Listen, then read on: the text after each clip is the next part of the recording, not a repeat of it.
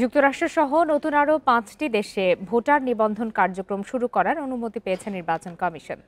বুধবার জাতীয় পরিচয়পত্র নিবন্ধন অনুবিভাগের মহাপরিচালক এএসএম হুমায়ুন কবির একথা জানান। গত সোমবার পররাষ্ট্র মন্ত্রণালয়ে আবেদন করে ইসি, এরপরই মিলল অনুমোদন। যুক্তরাষ্ট্র, মালদ্বীপ, জর্ডান, দক্ষিণ আফ্রিকা ও ওমানে কার্যক্রম পরিচালনার অনুমোদন পাওয়া গেছে। বান্ডেল থাকলে প্রতি সেনমানিতে টাকা বাঁচবে। বিকাশ সেনমানি বান্ডেল কিনে জিতুন প্রতি লেনদেনে। বর্তমানে 9টি দেশে ইসির ভোটার কার্যক্রম চলছে।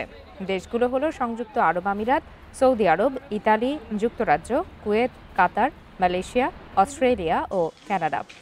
জাপানে কার্যক্রম শুরু 15 জুলাই। প্রবাসী কল্যাণ মন্ত্রণালয়, জনশক্তি ব্যুরো, পররাষ্ট্র মন্ত্রণালয়, বাইরা সহ বিভিন্ন সংস্থার কাছ থেকে পাওয়া তথ্যে দেখা গেছে 40টি দেশে বাংলাদেশি প্রবাসীর সংখ্যা বেশি। এসব দেশকে মাথায় রেখে কার্যক্রম এগিয়ে নিচ্ছে নির্বাচন কমিশন।